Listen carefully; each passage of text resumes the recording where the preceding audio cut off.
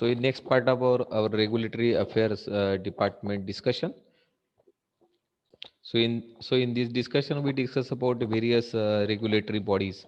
Regulatory that market, we can say that it is a domestic and international. So in domestic it is related to that particular country, and when we talk about that international markets or international regulatory affairs, it is other than the country of origin. So when we talk about this regulatory authority, so there is the global, regional and national. So, main role of this drug regulatory authority to regulate the pharmaceutical business, to approve, to approve the products, to prepare a law, rules and regulations. So that's why that quality is built into that particular product for that particular country. So here, if there is CDSCO there, CDSCO prepare a rules and regulation in such a way that it is suitable for Indian people. If there is the FDA, US, it will be suitable for that US people, or as per that US rules and regulation. So these rules and regulations are different for different countries, or there are the groups of the countries, they work together and they develop their own rules. So the global, regional and national regulatory networks are there. When we talk about this global, so we already know that ICH, International Conference on Harmonization, so generally Japan, US and USA work together, they develop that ICH guidelines. And if the somebody want to sell the product in these countries, they have to follow that ICH guidelines. Also that WHO develop some rules and regulations, other than that Japan, UN, USA, and they such guidelines also has to be followed for that particular company if they want to sell their products in that particular region.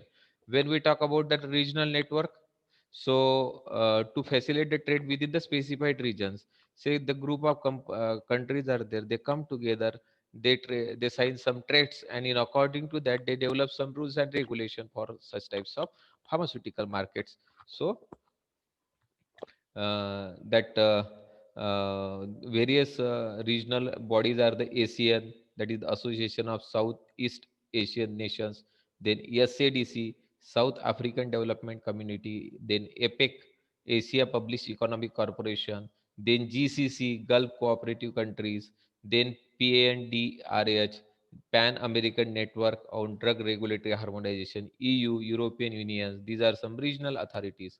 When we talk about the national means, it is related to that particular country, like US FDA for the US, then Ministry of Health, Labor and Welfare for in short form, MHLW for Japan, then MHRA in UK, then TGA in Australia, MCC in South Africa. So these are the particular these are the regulatory authorities for that particular countries. If we want to sell the medicines in South Africa, they have to follow the MCC guidelines. Then in India, we have CDSCO, that is the Central Drug Standard and Control Organization, SFDA in China, Anvisa in Brazil, Russian Federation in Russia, then the Federal Commission for the Protection Against Sanitary Risk, that is the COFEPRIS for the Mexico country, then ANMAT in Argentina, then DCA in Malaysia. These are some regulatory agencies. When we talk about the global market, so global market, this is another type of classification, how that global market get divided. So very stringent rules are there. We can say that regulatory, they are the more regulated market, like US, EU, that is the European Union, Japan, Canada, Australia. Then semi-regulated markets are there. Means no stringent rules are there. Or the rules are again in the development stage. So we can say that the India, some African countries, some Asian countries, and non-regulated markets are there. Some few countries, our nearby countries are there. So there are the non-regulated markets are there. So no regulations are there. Many countries have their own regulation, but they are not enough to safeguard the human's rights related to that medicines. So they may depends upon the another country. So you can say that there are various groups are there, like semi-regulated market, rest of the world, we can say that ROW. Rest of the world means US, US, EU, Japan, Canada, Australia, New Zealand, and South Africa. Other than that, then there is the ASEA, there is the group. So they have in collaboration, the Asian 10 country groups are there, African countries groups are there. So they have their individual countries doesn't have their own regulatory related documentation, but they have in group. So Argentina में होता है तो Zambia में चलेगा likewise. Then Middle East countries are also the part of this semi-regulated regulatory semi-regulated market. Then Latin American countries are there. There is the CS, that is the Commonwealth of Independent States. So all these are the parts. When we talk about these regulatory bodies, so in India we have the CDSCO, that is the Central Drug Standard Control Organization. When we talk about the CDSCO, its headquarter is in New Delhi, and they mainly work for that regulation of drug in India. So they have many branches. Means we can say that they have the six zonal office, and four sub-zonal office, 13 port offices, 17 laboratories spread across the country. So there is the uh, huge network of CDSCO in India, and it is again in the development state. Uh, that as per that Drug and Cosmetics Act 1940, and there is a amendment in 1945, they given some responsibilities, some not no, many responsibilities related to drug and cosmetics regulation to this CDSCO, and these rules make this CDSCO a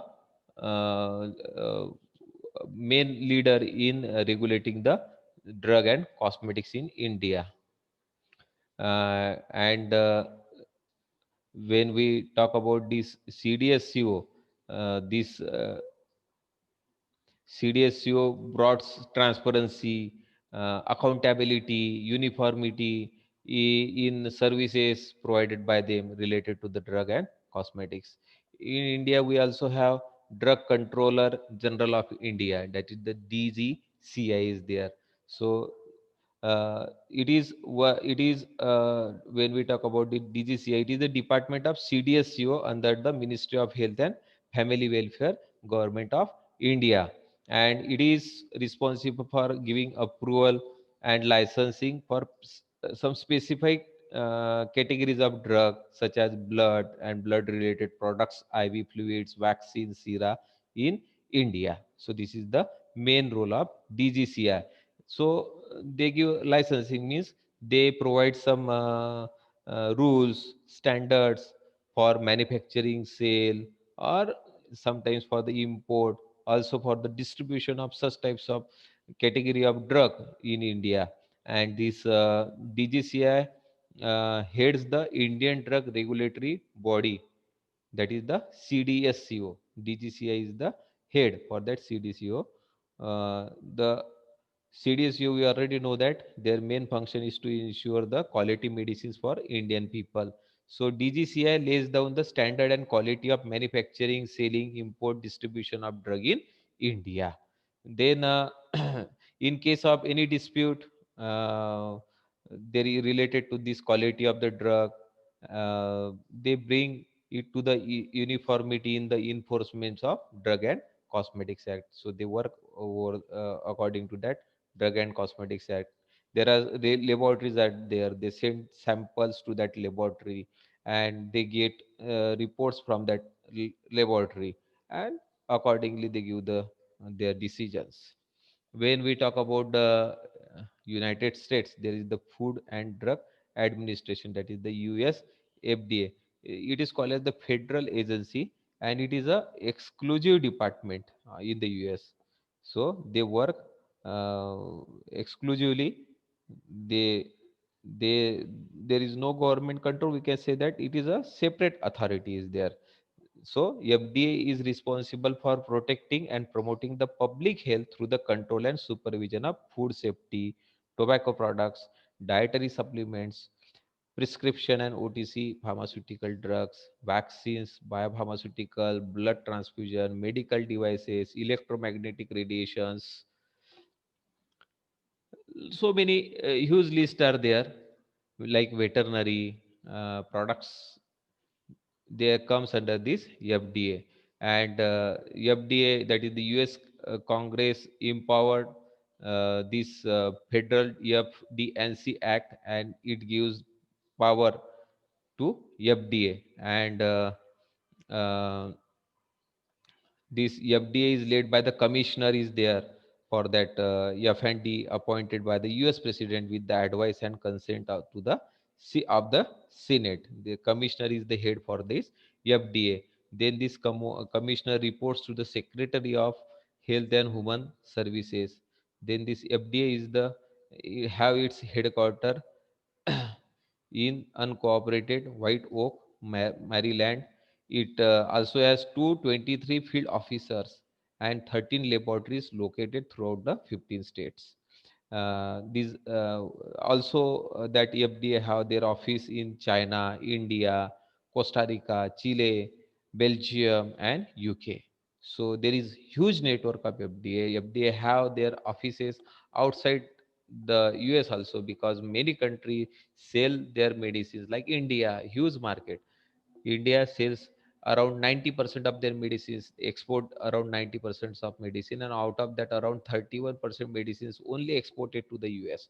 So there is the main role of this FDA in regulating the pharma market of India also. In UK, there is the MH Medicine and Health Product Regulatory Agency is there, that is MHRA is there. So it is a exclusive agency under the Department of Health and Social Care in the United Kingdom, which is the responsible for ensuring that medicines and medical devices work and are acceptably safe. And it was formed in 2003 with the merger of MCA, that is the Medical Control Agency, which was previously there working. Then this MHRA is divided into three main centers, namely MHRA Regulatory, and then Clinical Practice Research Data Link, and then NIBSC. Then this MHRA has main role, that is the operate post-marketing survivals for reporting, investigating, and monitoring of adverse drug reaction, that is the ADRs, to medicines and incidents with the medical devices. Then another role is to assessment and the authorization of some medical products for the sale and supply into the United Kingdom. Then oversee the notified bodies that ensure medical device manufacturers comply with the regulatory requirements before putting such devices into the market. Then operate a quality surveillance system to sample and test medicines to address quality defects and to monitor the safety and quality of unlicensed product.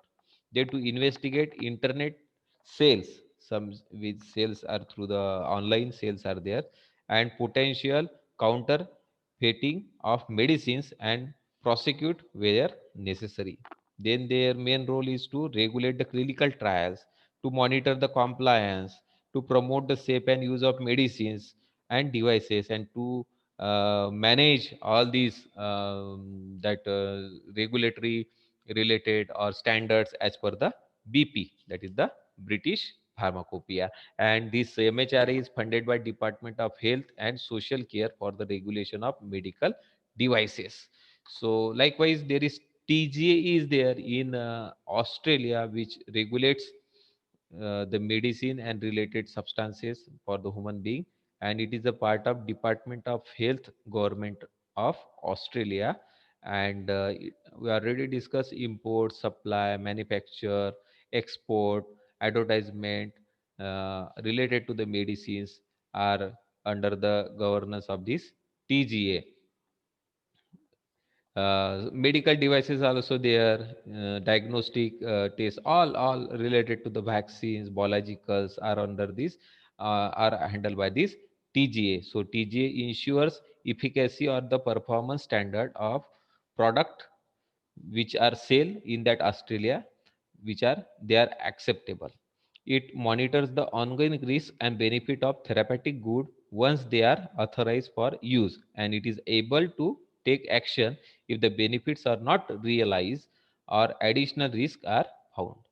Possible regulatory actions vary from minimal investigation in such cases, and if some changes are occur, like changes in the labeling, so it is a minor. So they say that withdraw that products, or and you can re-label it if there is the content and all these things are okay, but only the mistake in the labeling. So likewise, actions are taken by this Australia, that is the TGA. So these are some references. You can go through these references.